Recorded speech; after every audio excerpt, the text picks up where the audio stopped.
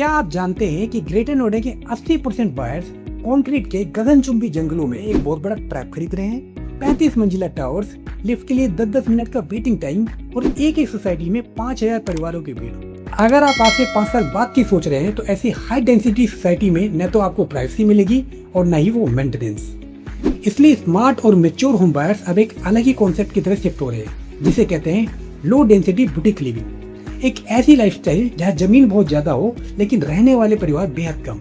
आज के इस एजुकेशनल प्रोजेक्ट टूर में हम किसी एक नई अनवेरीफाइड प्रॉपर्टी को प्रमोट नहीं कर रहे हैं, बल्कि हम सीधे ग्राउंड रियलिटी चेक करेंगे ग्रेटर नोएडा के सेक्टर पाई 1 में बड़ी सस्ते लीजेंडरी सोसाइटीज में से एक एल्डेको रेजिडेंसी क्वींस का।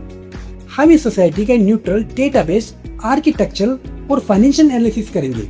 हम जानेंगे कि यहाँ के 2, 3 और 4 BHK के एक्चुअल सुपर एरिया साइजेस क्या मिलते हैं और इस समय टॉप प्रॉपर्टी पोर्टल्स पर होम बायर्स की एक्चुअल रीसेल प्राइस डिमांड और मार्केट वैल्यू क्या चल रही है। अगर आप अपने परिवार की क्वालिटी लाइफ के लिए एक सही फैसला लेना चाहते हैं तो इस केस स्टडी को बहुत ध्यान से समझिए। रियल एस्टेट को समझने के लिए सबसे पहले आपको लैंड टू फैमिली रेशियो का गणित समझना होगा। आमतौर पर आजकल जो सोसाइटियां बन रही है वो 10 से 15 एकड़ में 2000 से 3000 फ्लैट ठूस देती है, लेकिन एल्डेको रेजिडेंसी क्वींस का मास्टर प्लान आपको हैरान कर देगा। ये पूरी टाउनशिप लगभग 22 एकड़ के एक बड़े लैंड पार्सल पर फैली हुई है, लेकिन सबसे खास बात इसमें केवल 11 टावर्स बनाए गए हैं और पूरी सोसाइटी में सिर्फ 376 परिवार ही रहते हैं। इसका सीधा मतलब हुआ कि एक परिवार के हिस्से में जो ओपन लैंड और ग्रीन कवर आता है वो आम सोसाइटी के मुकाबले 4 से 5 गुना ज्यादा है।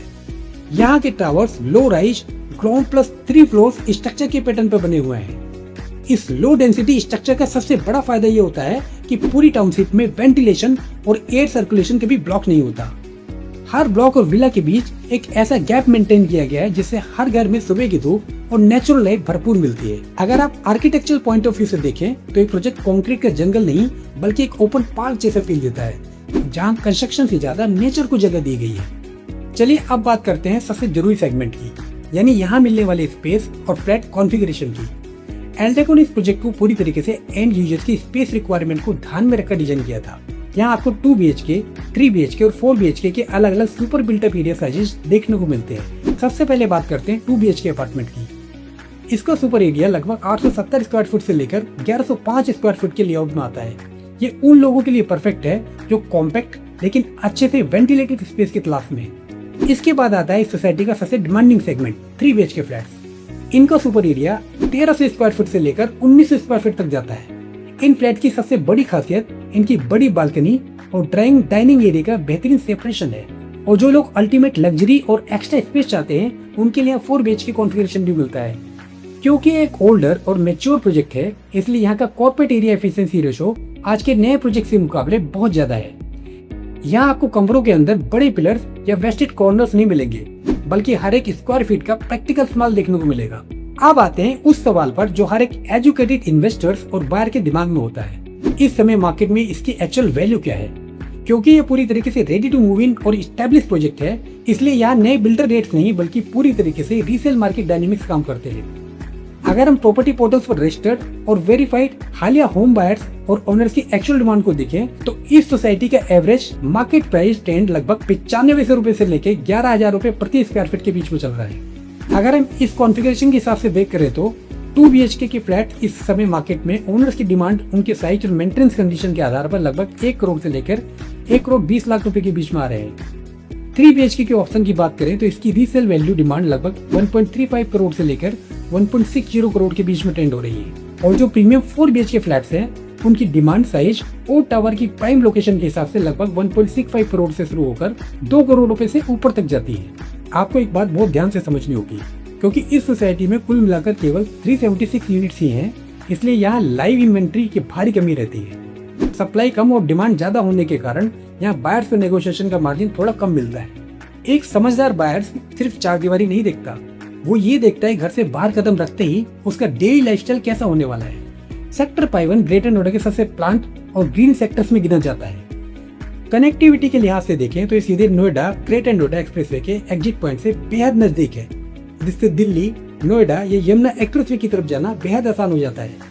अगर आप पब्लिक ट्रांसपोर्ट या डेली कम्यूट पर निर्भर हैं तो अल्फा 1 और डेल्टा 1 मेट्रो स्टेशन यहाँ से वॉकिंग या बिल्कुल शॉर्ट ड्राइव डिस्टेंस पर आते हैं। सोसाइटीज के ठीक बाहर आपको एल्डको, आर्केडिया, शॉपिंग कॉम्प्लेक्स जैसी कमर्शियल मार्केट मिलती है, जहां आपकी रोजमर्रा की जरूरतें जैसे ग्रोसरी, कैफे और जरूरी सर्विसेज चुटकियों में पूरी हो जाती हैं। बच्चों की एजुकेशन के लिए जेपी पब्लिक स्कूल पास में है और हेल्थ केयर के लिए यथार्थ सुपर स्पेशलिटी हॉस्पिटल महज 5 से 7 मिनट की दूरी पर स्थित। सोसाइटीज के इंटरनल एमिनिटीज की बात करें तो भले ही एक पुराना प्रोजेक्ट है, लेकिन इनका रनिंग मेंटेनेंस कमाल का है।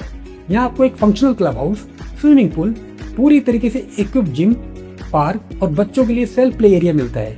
साथ ही 3 टियर गेटेड सिक्योरिटी सिस्टम यहाँ आने जाने वाले हर व्हीकल को कड़ाई से मॉनिटर करता है। तो चलिए इस पूरे एनालिसिस को सम अप करते हैं ताकि आप एक बेहतर और क्लियर डिसीजन ले सकें। एल्डको रेजिडेंसी ग्रीन्स किसके लिए बेस्ट है?